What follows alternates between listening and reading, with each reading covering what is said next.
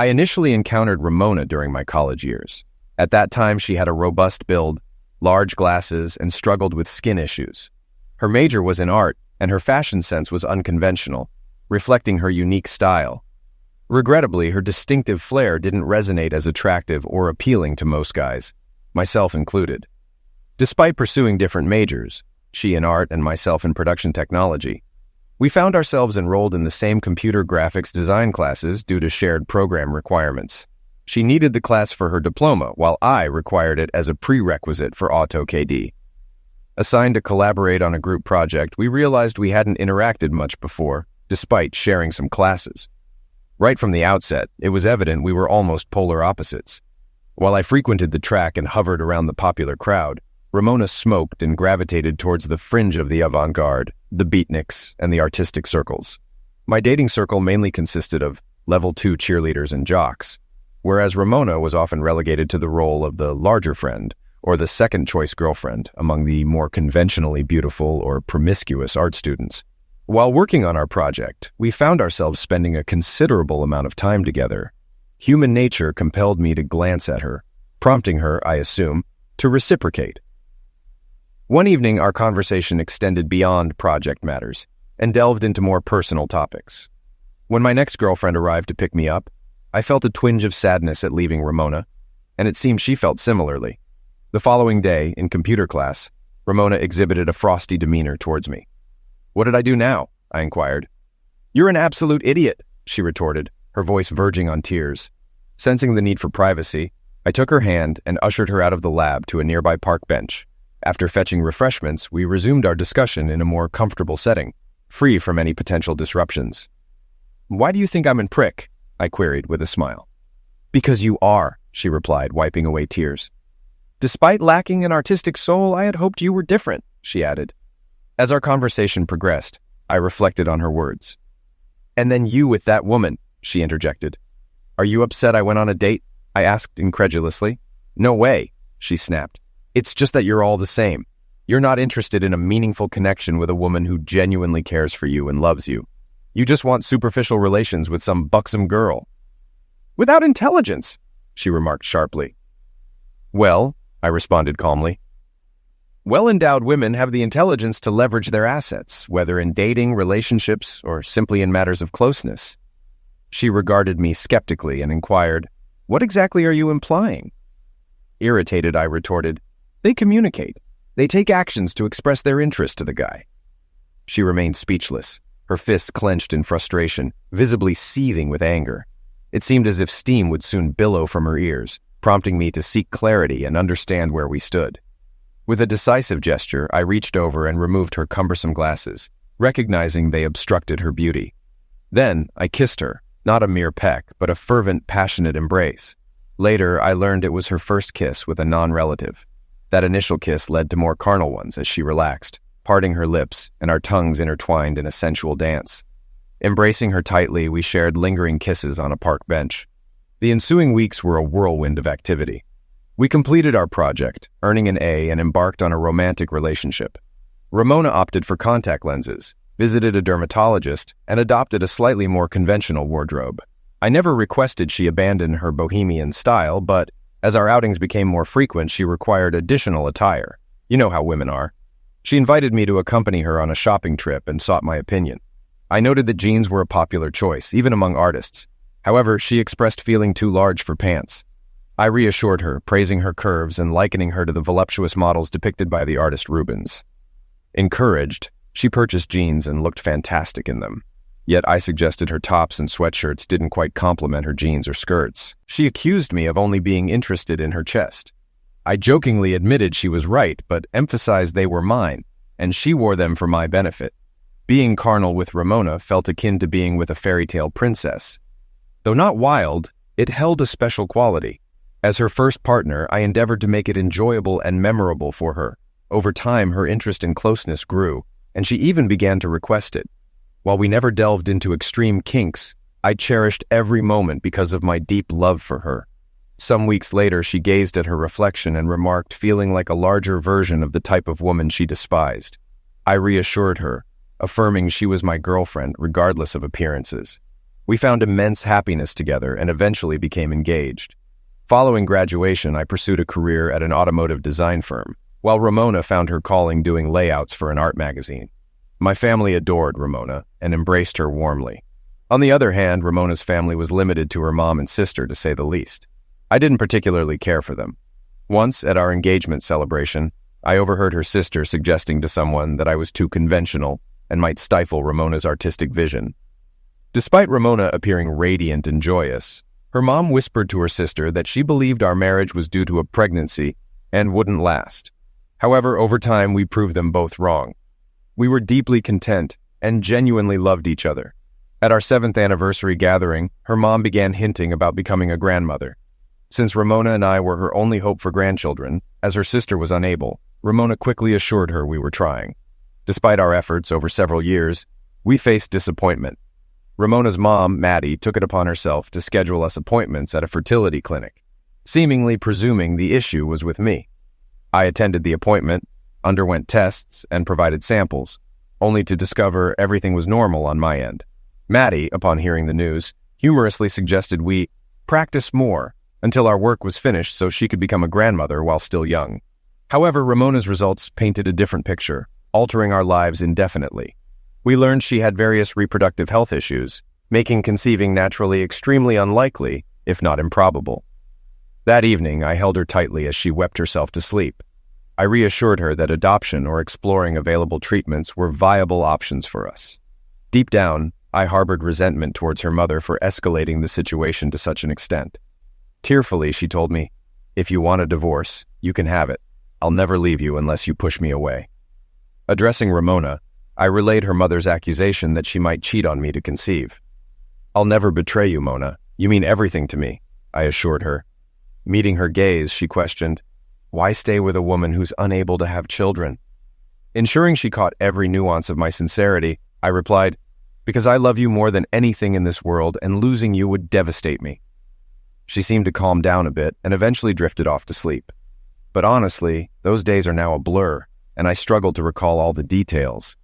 2 days later, we received a call from the clinic summoning us for an appointment.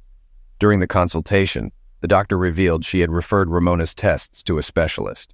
Our shock intensified upon discovering Ramona was battling an aggressive form of cancer in its early stages. Suddenly, everything clicked into place. This explained her constant fatigue at 25, the unexplained body soreness, and frequent mood swings and irritability. The revelation terrified me. Fortunately, we caught it early enough to have a favorable prognosis for her recovery. The doctor directed us to a specialized oncology center and arranged an appointment for the following day. Ramona underwent an extensive battery of tests, marking the beginning of her challenging journey. I took a leave of absence and remained by Ramona's side throughout her ordeal. I stayed beside her during every test, offering support and encouragement as we awaited results. In the following weeks, Ramona underwent lymph node surgery and commenced radiation therapy. I occupied the family suite at the cancer center to be close to her. I greeted her each morning, stayed by her side all day, and even obtained permission to stay overnight until she drifted off to sleep. Occasionally, her mother and sister visited, displaying a chilly demeanor towards me, perhaps harboring the misguided notion that I was somehow responsible for Ramona's illness. However, the radiation therapy proved ineffective and began injuring healthy tissue alongside the tumors. Consequently, we opted for chemotherapy. Ramona experienced a significant weight loss due to radiation, and chemotherapy threatened to cause hair loss. The hospital nurses were incredibly supportive, often going beyond their duties to assist me in caring for Ramona. One nurse, Kelly, was particularly invaluable. With her striking red hair, green eyes, and tall, slender frame, she exuded warmth and kindness. Each morning, Kelly greeted me with a smile or a joke, offering a comforting embrace or a listening ear whenever I needed it most, helping me maintain a positive outlook. The majority of nurses in the oncology unit had shifts lasting 10 hours with 3 days off. However, Kelly worked from 10 p.m. to 8 a.m. She was present when I left Ramona at night and also when I returned at 6 a.m. the next day. In my experience, she was consistently cheerful, particularly in my presence. The only instance I recall her becoming upset was during a conversation with Ramona's mother, Maddie. Maddie remarked that I might likely leave her daughter now that she was sick. Kelly reacted fiercely, threatening to physically intervene. "This environment is utterly disheartening. Kelly expressed. A large number of our patients receive minimal visitors, as their loved ones are hesitant to visit due to concerns of contagion, she elaborated. She emphasized my constant presence and support for Ramona during difficult times, holding the vomit bucket and assisting her to the restroom. Were you here? She asked pointedly, acknowledging my dedication. He assists her when she needs to use the restroom, Kelly commented. Were you around when she experienced hair loss? He shaved his head to match hers, she chuckled, recalling his shiny scalp. Were you present during that time? She inquired with irritation. He administers sponge baths to help her maintain dignity, she noted. Were you present then? She questioned again. He has devoted all his vacation and sick leave to her. Her health insurance doesn't cover the treatment, so he's deeply in debt for your daughter, she asserted. And throughout it all, he has been by her side every single day, holding her hand and reassuring her of his love, she snapped, pointing a finger at Maddie's face. I wish I had witnessed it myself, but hearing about it later brought a slight smile to my face. But what truly mattered to me was Ramona's well-being. Several nurses shared the incident with me, all equally enraged at Maddie. I noticed Maddie became noticeably less aloof towards me afterward. In fact, she even reached out and patted me on the shoulder as I held Ramona's hand during her afternoon nap. The chemotherapy took a toll on Ramona, leaving her weakened but cancer-free. Her hair began to grow back, and we adopted a new diet to help her regain strength. She underwent multiple plastic surgeries to remove excess skin from her weight loss. Ramona emerged as a new woman, 80 pounds lighter with clear skin, contact lenses replacing her glasses, and her hair restored. People who knew her couldn't help but take a second glance. Though not as striking as Kelly, she was the best version of herself, and my love for her remained unwavering. I returned to work, putting in extra hours to cover the medical expenses we incurred. Ramona couldn't work for a while. Our bed life, always fulfilling, intensified as Ramona expressed gratitude for my support during her illness. She began casually dating women from her previous job while I was at work. It seemed like a way for her to socialize more, as she was never very outgoing apart from me. Perhaps it was a form of post-cancer affirmation, though I didn't take it too seriously. Unbeknownst to me, my marriage was in jeopardy.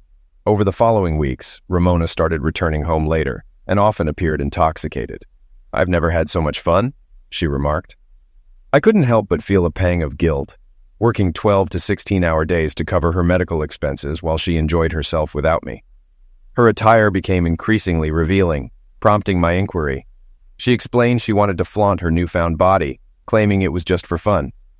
I couldn't help but wonder when it became necessary for her to seek validation from others. During that time, I pondered our marriage, sensing something was amiss.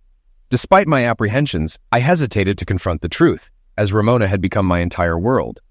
Our shared experiences, particularly battling cancer, had deepened our bond significantly.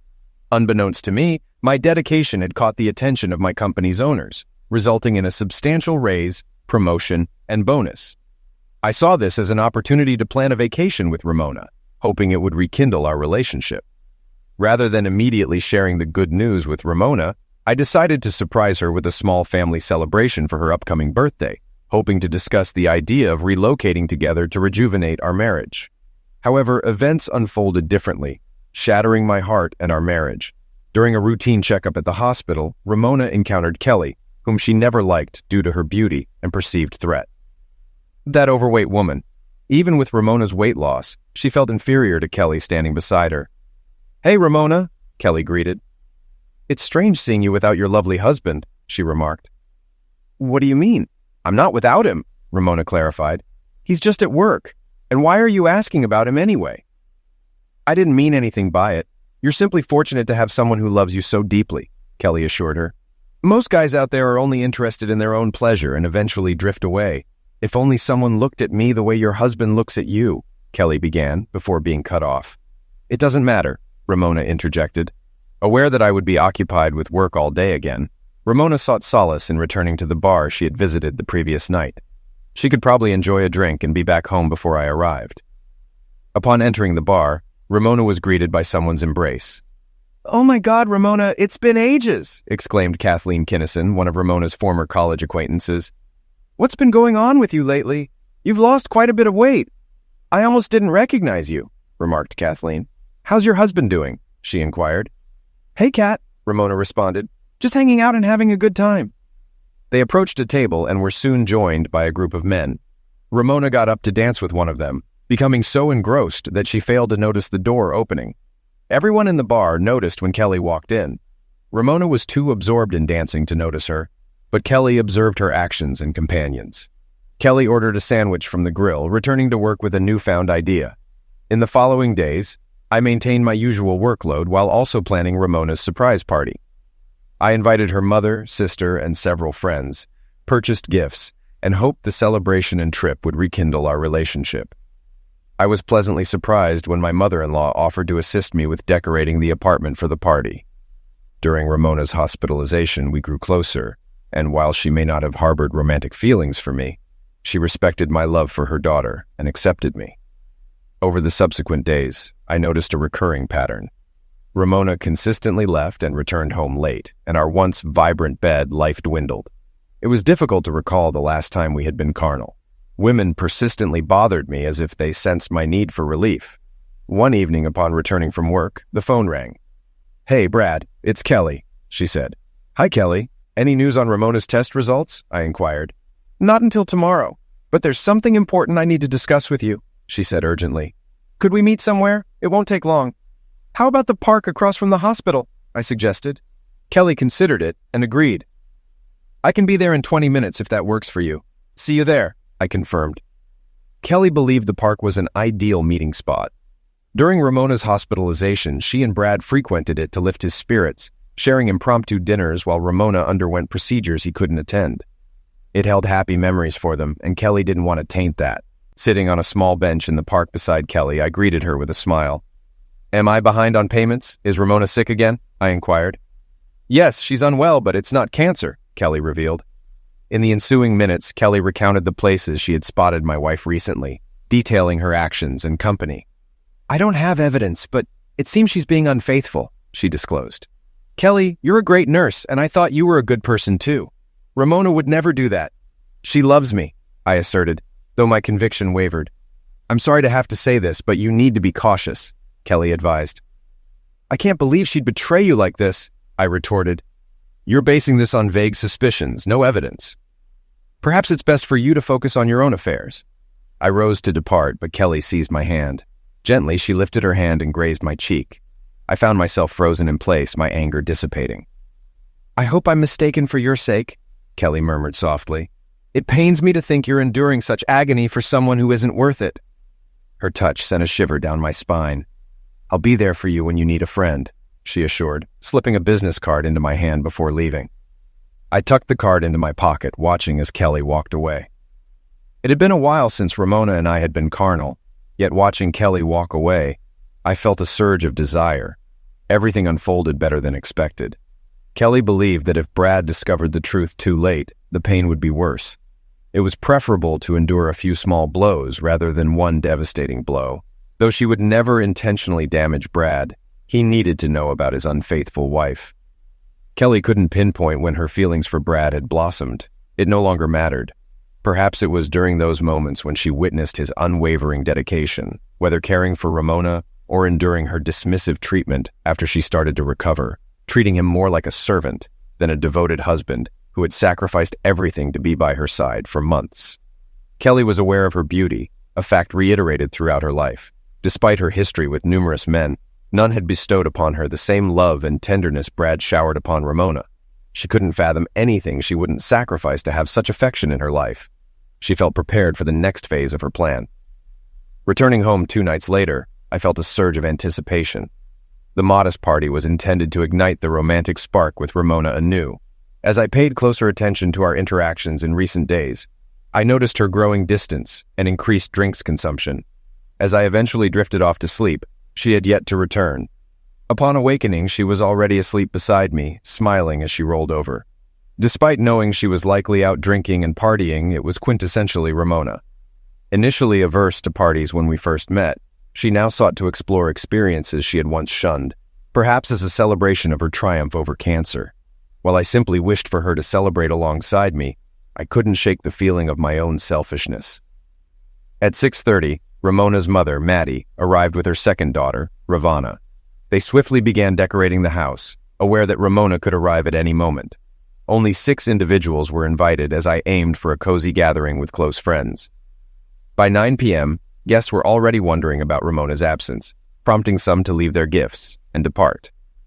By 11 p.m., only Maddie, Ravana, and I remained. I made a 4th attempt to reach Ramona on her cell phone. She returned the call half an hour later. "Hey, love, I'll be heading home soon." Ramona's voice sounded breathless and intoxicated. "Where are you?" I inquired. Mom suggested grabbing a drink, and I opted to join her rather than returning home. "We lost track of time," she explained. "I ended up tagging along with her and my disagreeable sister because they still harbor some dislike toward you, and I didn't want their negativity to spoil whatever surprise you had planned," she added. In the background, a male voice urged her to return promptly for some fun. "We'll reunite soon, and you can unveil your surprise," she reassured. "Is it a big surprise?" she queried.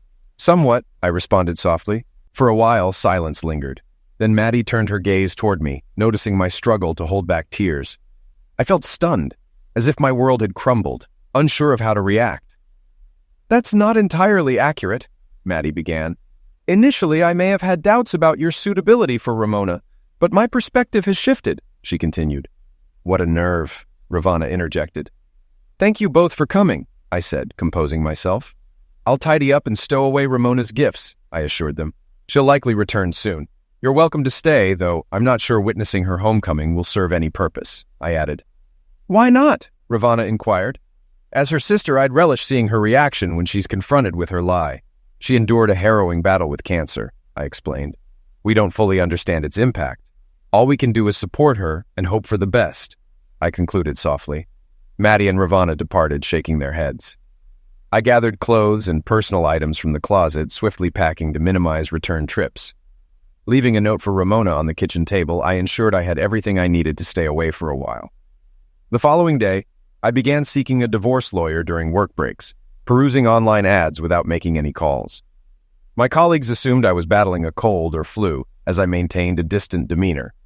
Despite Ramona's attempts to contact me, I remained unresponsive, adhering to this routine for 3 consecutive days. Work, return to the motel room, sleep, and repeat. On the 3rd day, Kelly perched on the hood of my car as I exited the building, her eyes brimming with tears, leaving me perplexed. "Why didn't you call me?" she demanded, her voice edged with frustration. I remained silent, meeting her gaze, and the emotional barrier I'd constructed shattered, tears streaming down my face. "Everything you warned me about turned out to be true," I confessed softly. Kelly leaped off the car, enveloping me in a hug. Despite my turmoil, I couldn't ignore the inappropriate surge of arousal as her chest pressed against mine. "I never intended to cause you pain. If you can, please forgive me," she pleaded. Meanwhile, Ramona surveyed her cluttered apartment, her head throbbing with pain. "What day is it?" she groaned. "Brad needs to tidy up this mess when he gets back. Why isn't he home yet? Who's knocking?" Rising from her seat, she limped undressed to the door, peering through the peephole. "Phew, it's just Mom," she muttered, hastily donning a robe and opening the door. "Sorry for the chaos, Mom," she apologized. "Brad seems to vanish into thin air at work," she added. "Ramona, where were you? What were you up to?" Maddie inquired, her tone accusatory. "Or, judging by your appearance, who were you engaging in illicit activities with?" she continued. "Mom, what on earth are you talking about?" Ramona snapped. "Ramona, why do you have hickeys on your neck?" Maddie pressed. "Oh, darn it, Brad better not see this," Ramona muttered. "Mom, could you fetch me some coffee? My head is pounding," she requested. Reluctantly, Maddie retreated to the kitchen to prepare coffee. "So, how did you cover up your deception that night?" Maddie inquired. "What deception?" Mom questioned Ramona. "The falsehoods you told your husband on your birthday," Maddie clarified. "Ramona, when you claimed you were with me and your sister, we were right here beside him at that moment," Maddie reminded her. Ramona's eyes widened. "I need to think of something to say before he returns," she realized. "You have to help me devise a plan, Mom." "Why should I?" Maddie challenged. "Mom, I acknowledge that I made some mistakes," Ramona admitted. "But it was all just for fun. I wanted to experience things I never could when I was younger," she explained. "Back then, I was overweight, Mom. Always the chubby friend, never the desired one," she recounted. "Then I met Brad and everything changed," she continued. "I grew more confident. I started dressing better because to him, I was the attractive one. But to him, I was simply an attractive woman, solely because he loves me. But now that I've shed the weight, I'm attracting the attention of more guys, which is invigorating, she confessed. Now I can flirt with them a bit and discard them whenever I please. Now I have options, and it's exhilarating, she admitted. It's not serious. I would never actually leave Brad because I love him. I'm just having a bit of fun, she assured. But you yourself said, Mom, that he's average and dull, and Brad will never find out anyway, she reasoned. He's always working anyway, she added. He should join the game. Otherwise, he risks losing me, just like now. He ought to be home by now, she concluded. That's probably accurate, Maddie murmured softly. She approached Ramona and handed her the note discovered in the kitchen. Dear Ramona, I'm genuinely happy to see you enjoying yourself. After what you've endured, you deserve it. Beating cancer is a feat few achieve. But you entered the battle and emerged victorious. You didn't just overcome it, you annihilated it. In fact, you've emerged as an even stronger, more radiant individual than before. Right from the start, I recognized your uniqueness and fell deeply in love with you. Now you possess the confidence to step out and reveal to the world just how extraordinary you are and how immense your heart is. You deserve that too. Now I comprehend that there's simply no place for me in your life or your heart. After all, you won my heart long ago, and you deserve to continue moving forward. I hope you receive this note tonight and reach out so we can discuss our next steps, if there are any. If I don't hear from you tonight, I'll assume the worst and proceed with filing for divorce to grant you freedom from me. You can keep the apartment because I still won't be able to return there. There are too many memories. I simply hope your next partner is more deserving of you than I am. I gave it my all, did everything I could for you. Obviously, I fell short somewhere, and you deserve better. I'll always cherish you, Brad. After reading the letter, Ramona collapsed on the floor, sobbing. Maddie glanced at her daughter and reflected, what a foolish daughter I've raised. Across town, Kelly escorted Brad to her home. She circled the car, opening the door and gently tugged his limp arms to help him out. Guiding him to her door, she ushered him inside and settled him onto the sofa. She initiated a conversation with him, recognizing that he had been operating on autopilot for days, merely going through the motions. But now, he had hit rock bottom. Despite his outward appearance, she believed he possessed much greater strength than he realized. I'm going to assist him in breaking free from this deceitful woman. Kelly understood that now wasn't the time to disclose any remaining details about Ramona to him. A detective agency had been monitoring Brad and Ramona for the past week. She knew the precise date and time he had left her, but decided to allow him a few days before confronting him. Ramona had engaged in far more than Brad was aware of, and Kelly wasn't certain if his delicate mental state could withstand it. Leaving Brad seated on the couch, she changed into more comfortable attire and prepared dinner consisting of steaks and salad. While she enjoyed her meal, Brad pushed his food around his plate contemplatively. Throughout the entire meal, neither of them uttered a single word. After dinner, Kelly deliberately turned off Brad's cell phone, ensuring there were no messages yet. This indicated that Ramona was still too intoxicated to realize his absence, which was a positive sign. Kelly then called the hospital, informing them she would be absent for personal reasons, and encouraged Brad to do the same. Despite Brad's reluctance due to financial obligations, Kelly insisted, and eventually he agreed to take 2 days off. Kelly provided him with a blanket and settled him on the couch, embracing him like a child and planting a kiss on his forehead. If you need me, I'm here, she assured him, gesturing toward her bedroom upstairs. Meanwhile, that evening, Ramona attempted to reach Brad's cell phone 20 times, frustrated by his lack of response.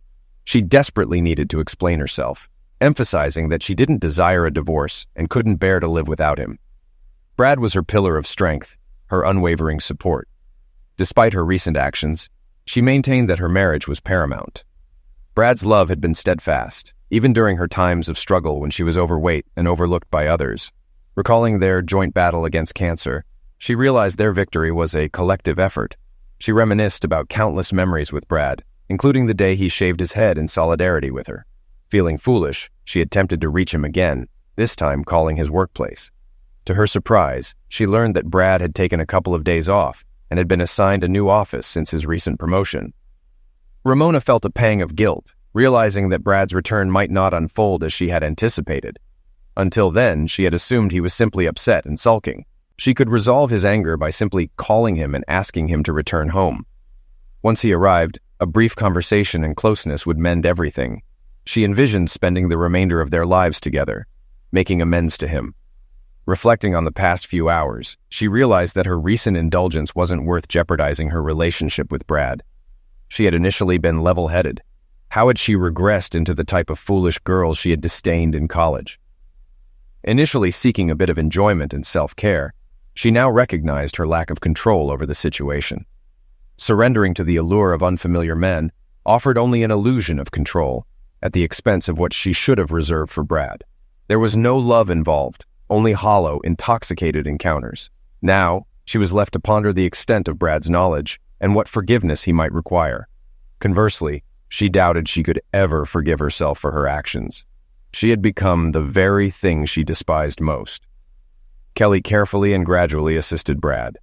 They retrieved his belongings from the hotel and purchased what he needed. At Kelly's urging, they relocated his possessions to a guest room in her home.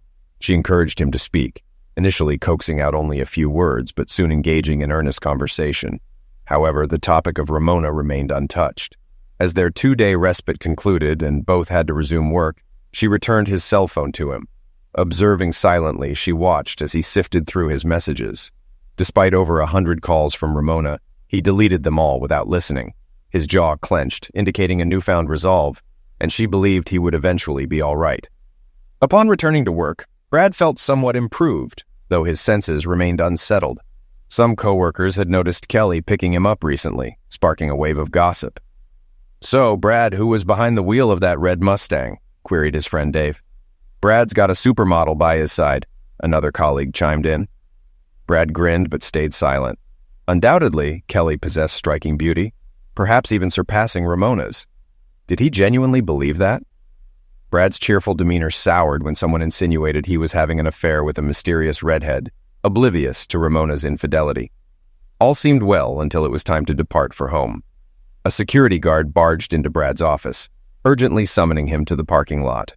Brad feared his car had been damaged. He was unprepared for the chaos that awaited.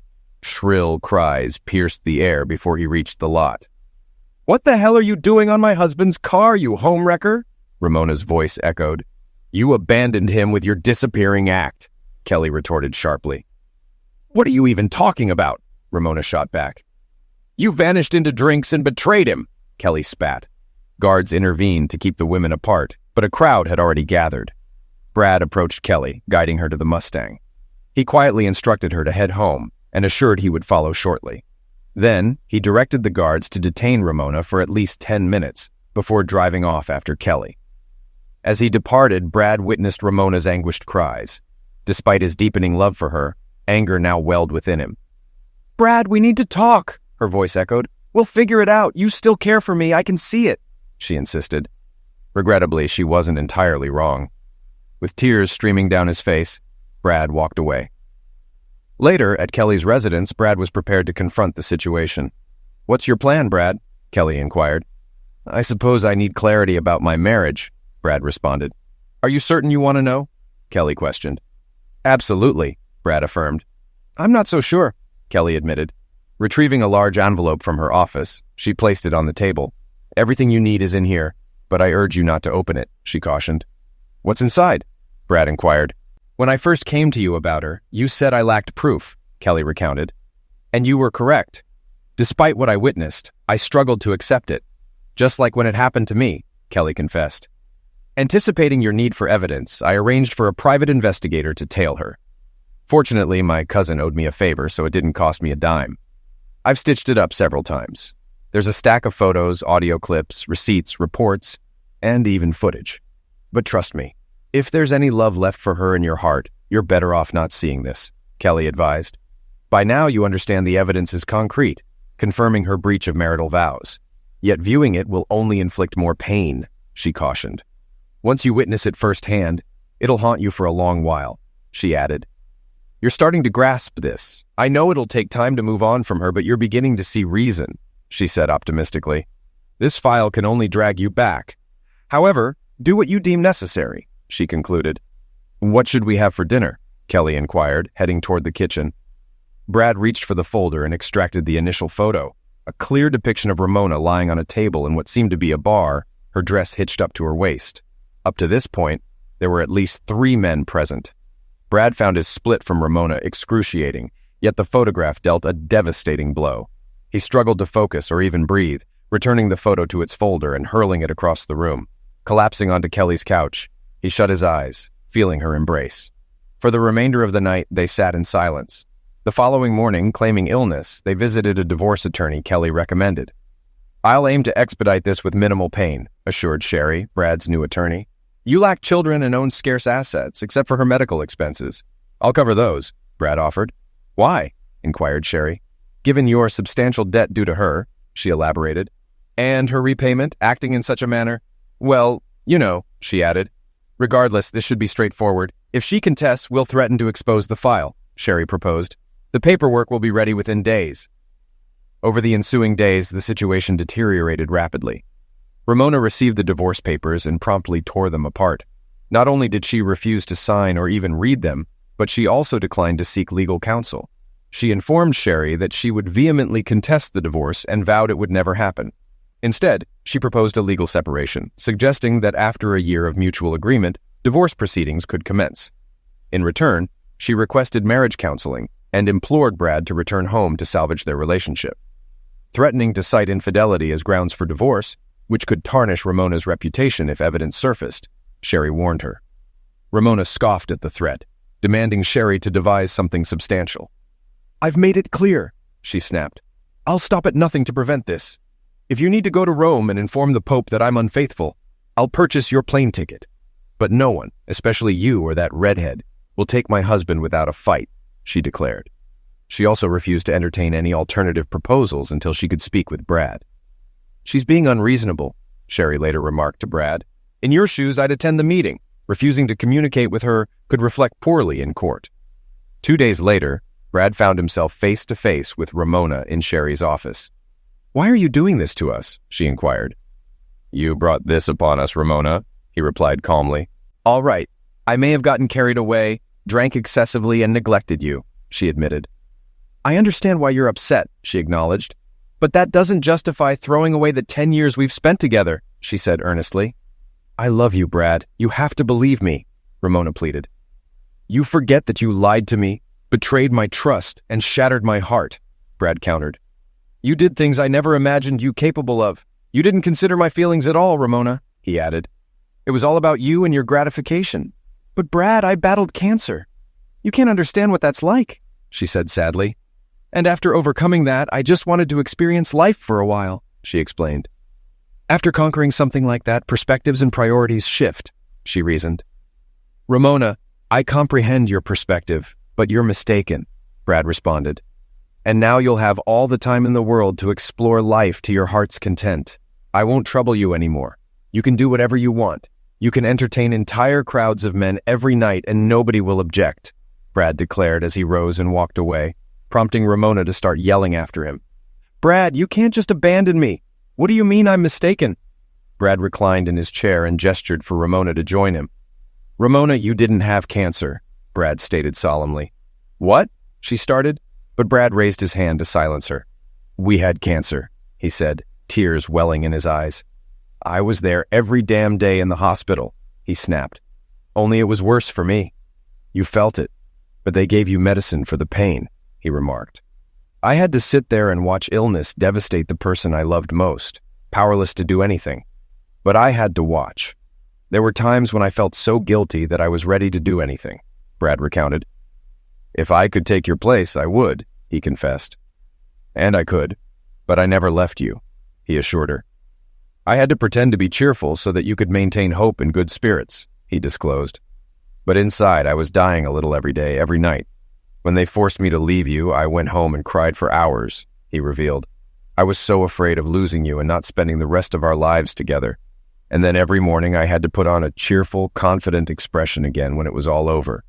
Having gone through it, as you put it, I was just as ready to explore life and have fun," he stated. "But the person I wanted to have fun with was busy drinking and apparently other men besides the husband who went through it with her," he recounted while she looked at her feet. "And one of us had to work hard to start paying all your medical expenses," he added. "So you have a new body and a new way of looking at things, and I have hundreds of thousands of dollars in debt. You have new priorities and my wife is a cheater. You have a new point of view, but from the side you were looking at, you probably didn't see how you were hurting me, he pointed out. You have to explore life, and I'm heartbroken, Brad said. You claim to love me. How do you think I'll feel when I hear about all the guys you've had involving with? He questioned.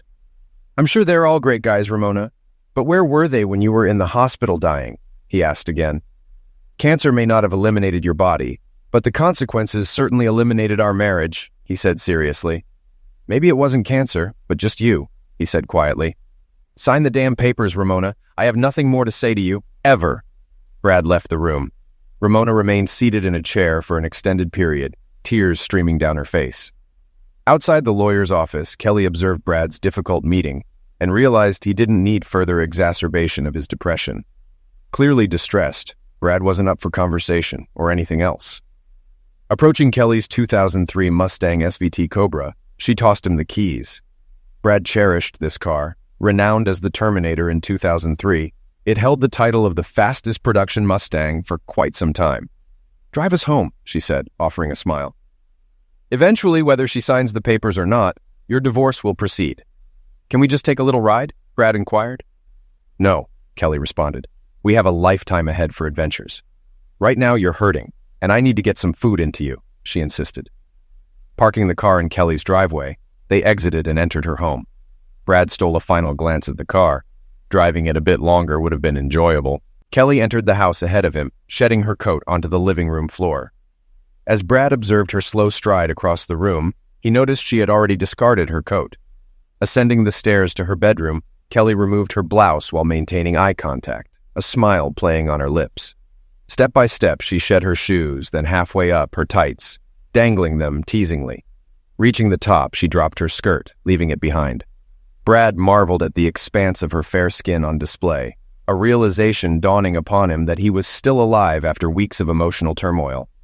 Hastily ascending the stairs, he collected his discarded clothes along the way, a reflexive action. Upon reaching the landing, he found Kelly waiting, engaged in an enigmatic feminine ritual. Kelly unfastened her bra, setting free her chest, which seemed to pulse with anticipation. Brad struggled to draw breath as he gazed at her, his thoughts becoming increasingly difficult to collect. Come get me, she beckoned, darting down the corridor. Suddenly, Brad grasped the wisdom of the great American press secretary, George Clinton, in his iconic creation, Atomic Dog. Why should I be like this? Why should I chase a cat? It all became clear. Brad pursued Kelly to her bedroom, finding her poised on the bed. She knelt before him, methodically disrobing him. Each bared body part received her deliberate attention as their garments accumulated on the floor. As the clothing pile grew, anticipation mounted for the carnal connection awaiting them. Kelly, Brad began, but she silenced him with a gesture. While Ramona embodied softness and submission in closeness, Kelly unleashed wild passion. She engaged fervently, conveying her complete devotion to Brad. She made it known that she was his anytime, anywhere, forever. They explored every conceivable pleasure, and ultimately, Kelly achieved her objective. She redirected Brad's focus from Ramona and the past to herself and their future. Kelly's former husband's infidelity taught her that some men would betray anyone, even a woman as beautiful as herself. Recalling his words when caught for the last time, a woman, no matter how beautifully she is wrapped, becomes stale after a while and you need to find a fresh one. Kelly promptly ended the relationship. She had longed for someone to cherish her, as Brad did Ramona, believing he was the one. With Ramona's loss, Kelly seized her opportunity, vowing to treat Brad with the love and respect he deserved. Weeks later, Ramona remained defiant, refusing to sign the papers and plotting to catch Brad with Kelly to sabotage his divorce petition. She believed this retaliation would restore balance and reunite them as they should have been. However, she hoped it wouldn't be prolonged, yearning for Brad's presence and feeling unwell herself. Nobody seemed to show concern for her anymore. When Brad returned home, he would lift her spirits, make love to her, and attend to household chores to restore her well-being. Above all, he would reignite her sense of importance. Though it might take time, they would overcome this setback. However, one day, she inadvertently spotted Brad and Kelly at a restaurant, observing them through the window. Kelly reached across the table, tenderly caressing Brad's cheek. He reciprocated by holding her hand and planting a kiss on it. Brad didn't follow Ramona's anticipated course of action. He didn't engage in a physical relationship with Kelly as Ramona had with others. It became evident to Ramona that Brad was deeply enamored with Kelly. Realizing what she had forsaken, Ramona unraveled. Bursting into the restaurant, she screamed at Kelly to stay away from her husband, hurling insults. "You're the one who let him slip away," Kelly retorted. "No, I didn't mean to," Ramona insisted. "I was just seeking amusement. I never intended for him to leave me." "You won't win over my husband," Ramona continued to scream. "He would already be mine if you would just sign those papers." "Not in a million years," Ramona screamed again. "I'll stop you first." As onlookers observed, Ramona's complexion drained and she grew faint, struggling to remain upright. Eventually, she sank to the floor, declaring she felt unwell. Regaining her composure, she exited the restaurant. 3 months later, Brad and Kelly tied the knot. True to her word, Ramona never signed the divorce papers. Her cancer resurged, and she was readmitted to the hospital. Despite receiving excellent care, the absence of someone by her side to support her in battling the illness made it unbearable. She lost her will to live, spending her hospital days inquiring about Brad or penning letters to him, pleading for forgiveness or simply asking for a visit. Brad offered to see her if she would agree to sign the papers this time. The cancer battle was swift and merciless, with Ramona deteriorating rapidly over a month before passing away. Brad and Kelly attended her funeral. Brad delivered a poignant eulogy, expressing his deep affection for Ramona and reminiscing about their cherished moments together. He chose not to dwell on their separation, focusing instead on the positive aspects of their relationship. In a touching gesture, he revealed to the handful of relatives in attendance that he and Kelly had decided to name their expected child after Ramona. On some evenings, whether lounging by the fireplace or cruising in his 2012 Lacuna 302 Mustang, Brad came to a realization: both he and Ramona had been mistaken. Ramona claimed victory over cancer, leading Brad to believe they had conquered the disease together. However, the truth was that Ramona had only recently been diagnosed with cancer. Upon leaving the hospital, she underwent a drastic transformation. She became loud, angry, and destructive, wreaking havoc on everything and everyone around her, including her marriage, relationship with Brad, and her family. Eventually, when she couldn't achieve her desires, she turned her destructive tendencies inward. As for Brad and Kelly, they lived happily ever after.